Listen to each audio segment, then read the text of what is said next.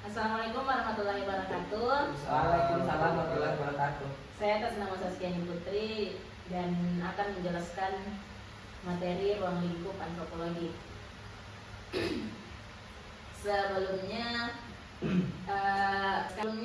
saya akan membaca terlebih dahulu, yaitu antropologi ragawi atau antropologi fisik merupakan cabang dari antropologi yang mempelajari manusia dari aspek biologis dan evolusionernya.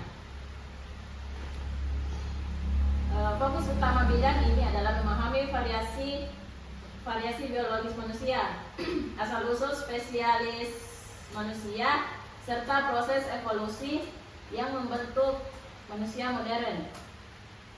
Melalui kajian terhadap fosil, sisa-sisa, rangka dan data genetika, antropologi ragawi berusaha merekonstruksi sejarah evolusi manusia serta hubungan kekerabatan antara manusia purba dan manusia masa kini.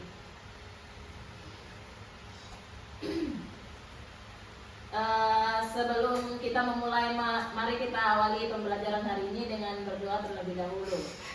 Mari kita awali pembelajaran hari ini dengan berdoa terlebih dahulu. Berdoa dimulai. Berdoa selesai. Sebelumnya saya akan absen nama-nama yang ikut pada pembelajaran hari ini. Muhammad Hadir. Aswar Hadir. Sri Malam baru bangun. Itu begitu. Kenapa? Bagus. Lalu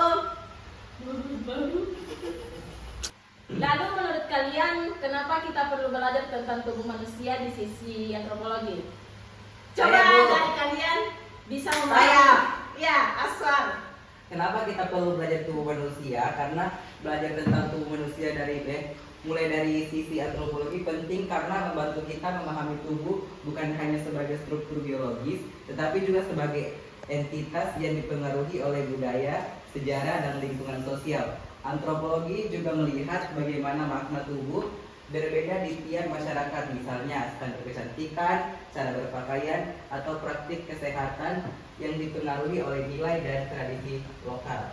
Dengan pendekatan ini, kita juga bisa lihat kita juga bisa lebih peka terhadap keragaman cara manusia mempersepsikan dan merawat tubuhnya, serta menghindari penilaian yang sempit atau bias budaya. Terima kasih. Terima kasih Aswar telah menjawab pertanyaan yang saya kasih. Saya akan nilai plus ya. Kasih, Bu. Oke, jadi hari ini kita akan mengenal lebih dalam mengenai ruang lingkup antropologi. Mulai dari konsep dasar evolusi manusia hingga perannya dalam dunia forensik. Sebelumnya pada pertemuan yang lalu-lalu itu kita sudah membahas tentang antropologi secara umum. Nah, hari ini kita akan masuk ke salah satu cabangnya, yaitu antropologi. Siapa yang bisa menjelaskan apa itu antropologi ragawi? Seri, Bu. Saya mau menjawab.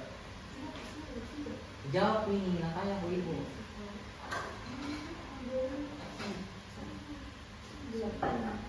Ini balik ke kiri nggak?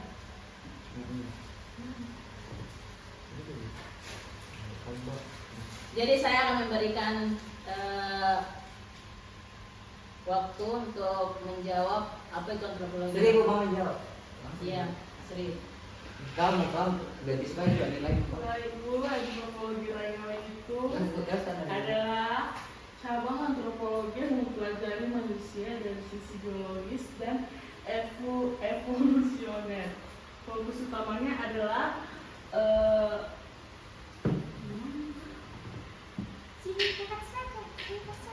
yang pertama itu evolusi manusia. Jadi pada pertemuan sebelumnya kita membahas tentang antropologi ragawi. Jadi saya ingin kalian menjawab apa itu antropologi ragawi. 1000 kali menjawab. Nah Ibu, antropologi ragawi juga dikenal sebagai antropologi biologis atau antropologi fisik. Ini adalah studi ilmiah tentang evolusi manusia dan variasi biologis manusia. Bidang ini menggunakan pendekatan interdisipliner yang menggabungkan berbagai disiplin ilmu seperti biologi, genetika, anatomi, primatologi, dan arkeologi untuk memahami asal-usul perkembangan dan keragaman manusia. Para antropolog ragawi mempelajari fosil manusia purba untuk merekonstruksi sejarah evolusi kita, membandingkan manusia dengan primata lain untuk memahami karakteristik unik kita, dan menganalisis variasi genetika manusia untuk mempelajari migrasi dan hubungan antara populasi. Ibu, sudah. Baik, terima kasih dari jawaban Sri Malem. Nanti sebut NIM saja di. Ya, Bu.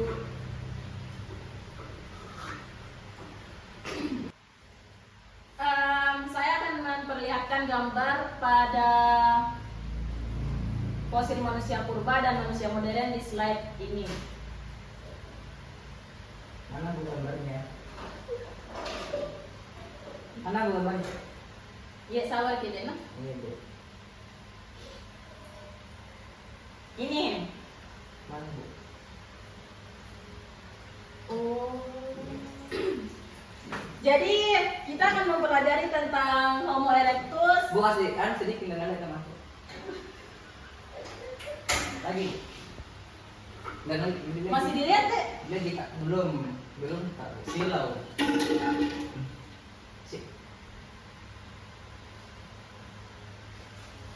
Ya. Jadi pada gambar ini menjelaskan tentang kepala tengkorak,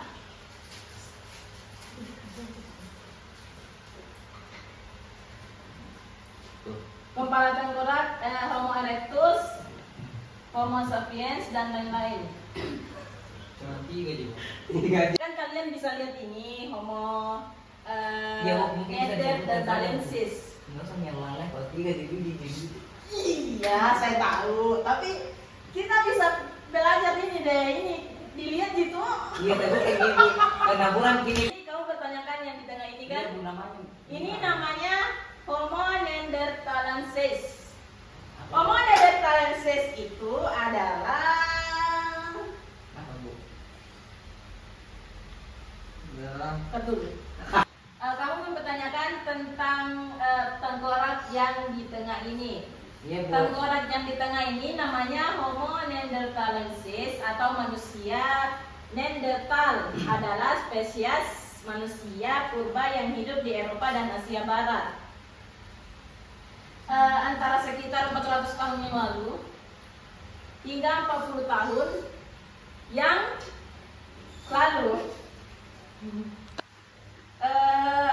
Jadi kalau kamu ingin tahu ciri-ciri utama dari Homo yang kamu tanyakan ini, Homo neanderthalensis, postur tubuh, tengkorak dan wajah, volume otak, dan peralatan perilaku sosial. Apakah kamu ingin tahu? Iya, Bu, mau tahu. Sebelumnya saya akan menjelaskan tentang itu yang kamu ingin tahu. Jadi postur tubuh lebih pendek dan kekar dibanding manusia modern. Contohnya kayak Kita, Bu. saya, kita deh. Kayak orang hutan sama. Tidak deh. Itu beda juga itu. Tengkorak wajah, Masih disuruh dahi rendah, alis tebal.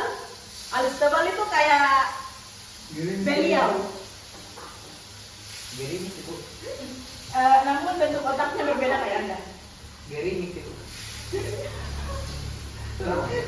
Jadi kamu sudah ketahui tentang Homo neanderthalensis, yaitu manusia Neanderthal. Jadi saya akan membahas lagi tentang Homo erectus. Apakah kamu tahu Homo erectus itu apa? Tidak, Bu. Sebelumnya saya akan menjelaskan, tetapi saya kan sudah menjawab apa itu Homo neanderthalensis. Jadi saya akan menjelaskan lagi Selanjutnya Homo erectus. Di sini ada yang tahu Homo erectus itu apa? Tidak ada yang tahu, Bu. Tidak ada. Kalau di asal namanya. Homo erectus itu salah satu spesies manusia purba yang paling sukses dan berperan penting dalam evolusi manusia. Namanya berarti manusia yang berdiri tegak. Dengan contohnya, Bu. Postur tubuh tegak dan tinggi itu kayak 200 meteran lah. Badannya sekitar 160 ke atas. Terus pola hidup berburu, mengumpulkan makanan dan tinggi dalam kelompok sosial. Contohnya kayak manusia purba kayaknya ya. Karena dalam zaman itu mereka mencari makanan yang ada-ada saja. Contohnya kayak seperti apakah itu makanan manusia purba? Seperti apa, Bu? Seperti daging mentah kayaknya ya. Oh, tidak dimakan ya, Bu? Tidak, karena sebelumnya manusia purba itu tidak mengetahui apa itu yang dimasak, karena dia cuma tahu makan mentah, berburu dan berburu. Ya, lagi. Terus saya akan membahas tentang Homo sapiens. Homo sapiens adalah spesies manusia modern kayak kita sendiri. Contohnya kayak Ade Aswar, Ade Muhammad dan Ade Sri. Tidak tahu. Ibu tidak ya, Ibu masih jauh. Ciri utama Homo sapiens yaitu tengkorak bulat dan dahi tinggi seperti manusia sekarang. Ini Homo sapiens itu kayak seperti kita modern. Pada zaman kita Homo sapiens itu dahi tinggi seperti ciri-ciri kita pada sekarang. Jadi Pada tahun berapa itu kan ini? Boleh tanya, Bu. tahun 300.000 tahun yang lalu. 300.000 tahun sebelum Masehi atau? Yang lalu. Iya, sebelum Masehi.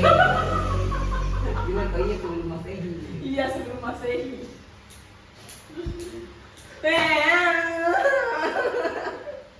Kita Sri. Ulangi. Baik, setelah kalian mengamati gambar tadi, coba rumuskan pertanyaan yang muncul. Misalnya, kenapa bentuk kepala Homo erectus lebih menonjol? Bagaimana perubahan lingkungan mengaruhi bentuk tubuh mereka?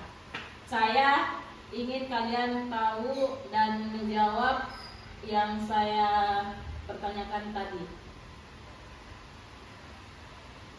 Ditunjuk, Bu, nggak ditunjuk. Saya yang bisa angkat tangan,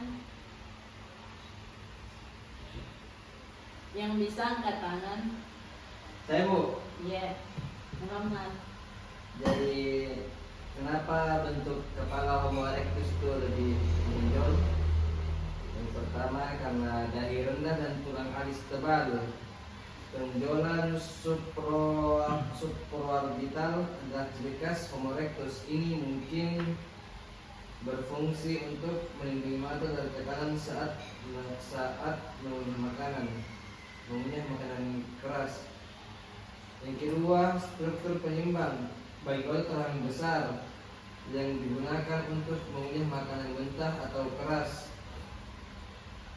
Yang ketiga, tengkorak lebih panjang ke belakang karena volume otak mereka belum sebesar Homo sapiens. Struktur otak yang berbeda juga memengaruhi bentuk tengkorak. Seperti itu, Bu. Oke, baik, terima kasih Muhammad.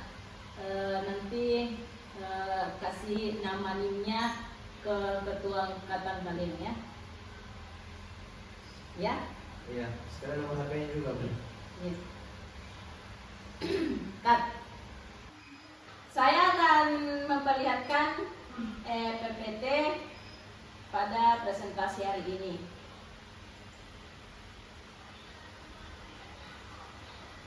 Ulangi.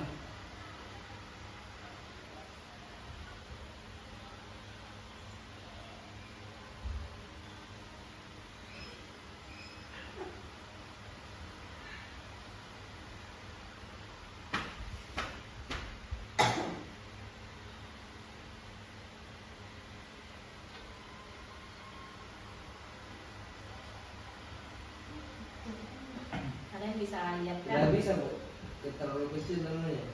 Tulisannya coba zoom sedikit. Gimana tadi ajar ke saya?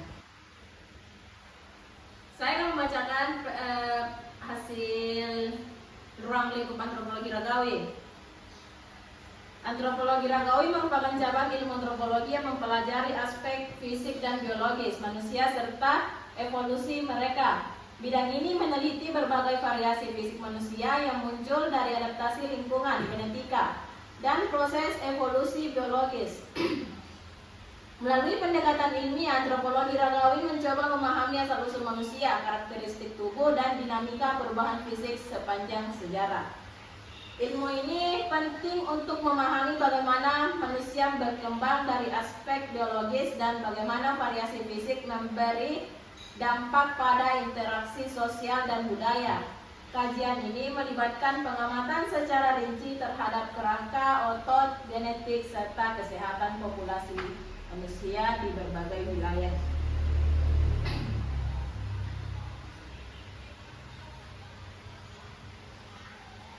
Asal-usul dan evolusi manusia. Studi fosil.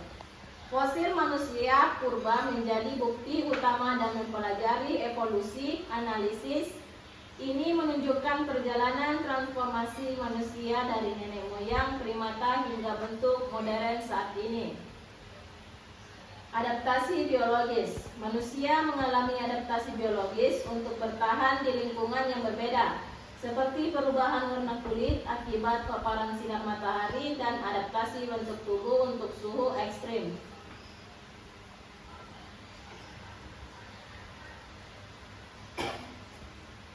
Slide ketiga yaitu variasi fisik dalam populasi manusia. Ras dan suku, perbedaan fisik sering dikaitkan dengan kelompok ras dan etnis yang merupakan variasi biologis dan genetik antar populasi manusia.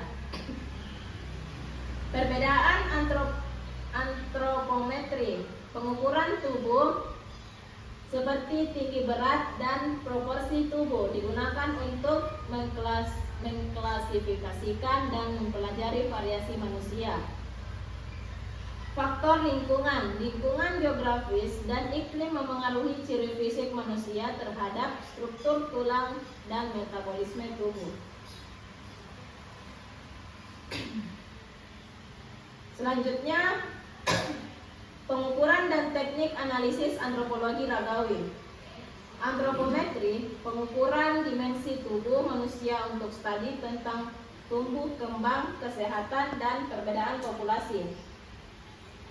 Analisis osteologi, studi tulang untuk mengetahui umur, jenis kelamin, dan kondisi kesehatan individu atau populasi.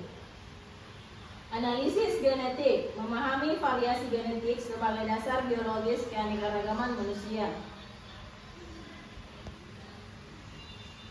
Hubungan antropologi ragawi dengan kesehatan manusia, studi penyakit dan adaptasi, memahami bagaimana penyakit memengaruhi populasi manusia dan adaptasi biologis dalam menghadapi ancaman kesehatan. Antropologi biomedis, mengkaji aspek biologis penyakit dan bagaimana faktor budaya memengaruhi penyebaran dan pengobatan penyakit. Selanjutnya, antropologi ragawi dan perubahan iklim. Adaptasi terhadap suhu, manusia menunjukkan perubahan fisiologis seperti ketebalan kulit dan metabolisme untuk menyesuaikan diri dengan lingkungan panas dan dingin. Dampak perubahan lingkungan, perubahan iklim menyebabkan variasi tekanan seleksi biologis yang memengaruhi evolusi dan kesehatan manusia. Studi terapan. Penelitian antropologi ragawi membantu memahami resiliensi populasi terhadap kondisi lingkungan yang berubah cepat. Peran antropologi ragawi dalam forensik, identifikasi jenis kelamin dan usia, menentukan profil biologis korban melalui analisis kerangka, penentuan penyebab kematian, menggunakan kerusakan tulang untuk mengetahui faktor penyebab kematian, mendukung proses hukum, menyediakan bukti ilmiah untuk investigasi kriminal dan kasus pengadilan. Selanjutnya, integrasi antropologi ragawi dengan antropologi budaya. Pengaruh biologis dalam budaya mempelajari bagaimana kondisi biologis mempengaruhi perilaku dan praktik budaya dan komunitas manusia. Dinamika evolusi budaya dan biologis meneliti hubungan timbal balik antara evolusi biologis dan perkembangan budaya manusia. Tantangan dan tren penelitian antropologi ragawi. Pengumpulan data genetik modern, teknologi DNA sequencing membuka jalan bagi analisis variasi manusia secara lebih mendalam dan akurat. Etika penelitian memastikan hak dan martabat subjek manusia tetap terlindungi dalam pengumpulan dan analisis data biologis. Interdisipliner, kombinasi ilmu biologi, arkeologi, dan antropologi budaya untuk hasil penelitian yang komprehensif. Selanjutnya yang terakhir yaitu kesimpulan dan arah masa depan antropologi ragawi.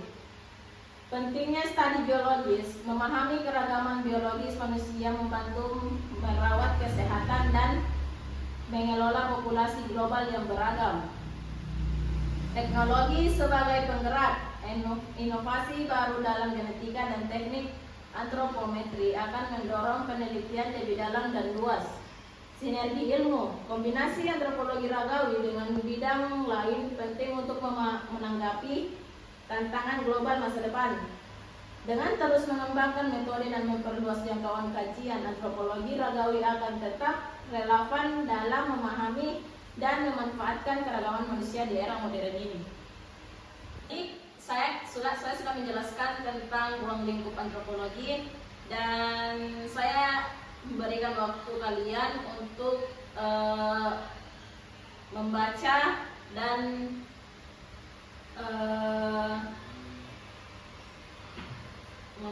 dan memahami apa yang saya katakan, dan bisa kalian catat yang penting dulu. Terus nanti kita bagaimana ya, kasih tugas nanti ya. Jangan ibu, mau orang ibu. Iya deh, iya. Tapi kita bukan guru dia, jangan bilang.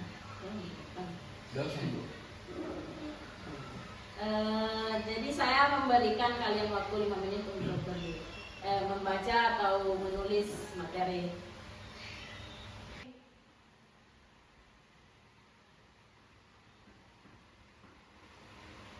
Ya sudah. Video itu dosen nyalain kamu video dosenmu. Ini nggak cerita gitu. Kita tekeluar kesu. Nggak cerita apa. Dari baik itu posisi gue. Ya sudah.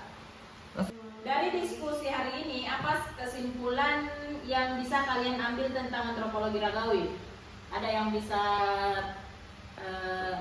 jawab, karena saya sudah menjelaskan apa yang harus dijelaskan, dan kalian juga harus menjawab apa yang saya pertanyakan.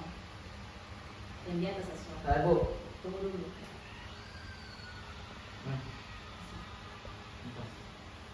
Yang paling pertama Oh. apa yang kamu ketahui tentang antropologi ragawi yang saya sudah jelaskan tadi?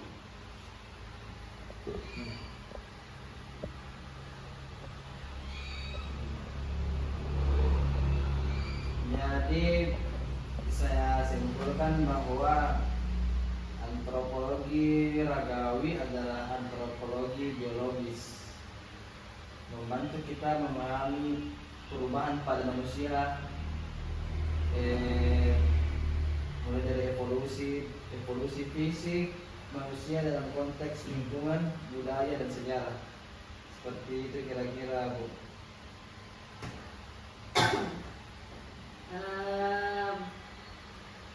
Jadi terima kasih jawaban dari Muhammad. Kita telah belajar bahwa variasi fisik manusia bukan hanya faktor genetik, tapi juga karena adaptasi lingkungan, dan hal ini penting dalam memahami sejarah evolusi dan keberagaman manusia. Jadi terakhir, sekarang coba refleksikan apa yang paling menarik dari materi hari ini. Apa hal yang baru kalian pelajari? Keren, mau menjawab.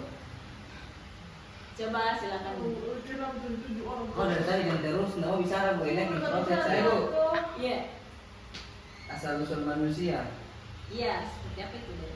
perubahan wujud manusia, evolusi manusia karena perubahan lingkungan, entah itu karena lingkungan ekstrim, kemudian dari pola makan, seperti yang kita ketahui bahwa dulu tidak seperti zaman sekarang yang mau makan bisa dimasak, bisa dimakan lebih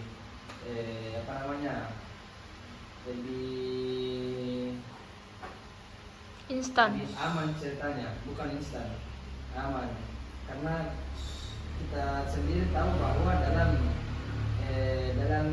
kedokteran sendiri bahwa hewan yang belum dimasak itu banyak bakteri di dalam darahnya kan.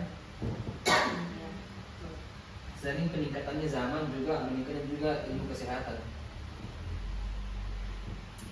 Iya, betul, Muhammad. Ada lagi yang kamu mau katakan lagi sebelum saya tutup materi hari ini? Ada yang ingin bertanya? Tidak ada Bu. Saya Bu. Nama lengkapnya siapa, Bu? Belum diperkenalkan tadi. Nama saya Saskiani Putri dari Barcelona. Belum mana? Asli mana nih, Nom? Asli sana. Asli sampai mana? Iya, kamu tidak perlu tahu deh. Intinya kalau kamu mau mengenal saya lebih jauh, ya kamu harus tahu apa itu. Kamu harus apa? Kamu harus melamar saya. Apa nada? Tidak dikat, tidak dikat, tidak dikat, tidak dikat, tidak dikat. Oke, penutup. Assalamualaikum. Assalamualaikum kowe. Tidak, ada nih. Halo, jangan keminjak terus saya, nama saya Lamken, minjak. Ya, satu. Sahabat tuh tinggal kok nanti tidak mau Ya. belum sekali. Dari tadi kapan jalan? Sekarang saya akan memberikan tugas rumah, yaitu cari satu contoh spesies manusia purba dan tuliskan ciri-ciri fisiknya serta penjelasan evolusionernya dan unggah di Syam Oke kalian. Minggu depan kita online karena ada UTBK yang tidak bisa ditunda-tunda karena kurangnya ruang pinisi atas. Jadi terima kasih atas partisipasinya. Sampai jumpa di pertemuan selanjutnya. Saya